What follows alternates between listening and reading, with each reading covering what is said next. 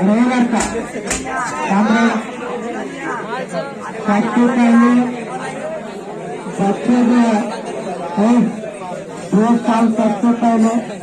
तो आपका इन दोनों साल आपका लॉकडाउन में रहा, क्योंकि घटना करे 10 मिनट हम बोलेंगे उसके बाद छोड़ दें,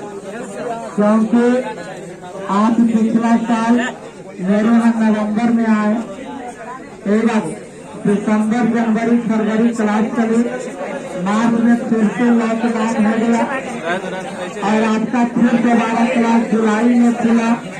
और आज लगभग आए अगस्त में, और उसके बाद जब अगस्त में आए तो आपका फिर 1-2 महीना क्लास चला और फिर बेटी आ गया, दुर्गा पूजा दिवाली और छठ ईद मुहर्रम आ गए, लड़के लोग फिर घर चल गए और अगर ऐसा गए कि कंटिन्यूटी उनका नहीं बन पाया, एक ही बार कंटिन्यूटी बना उनका दिसंबर, लेकिन फिर भी एक लड़का लगता है इस महीना बकवास आ गया,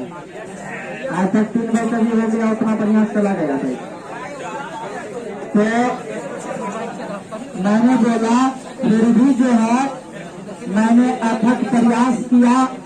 कि हमारे बच्चे जो है सही से, अब हम अभी प्रेम से बोल रहे हैं, फिर हाथी कान पकड़ के फिर से हम बाहर फेंकते हैं,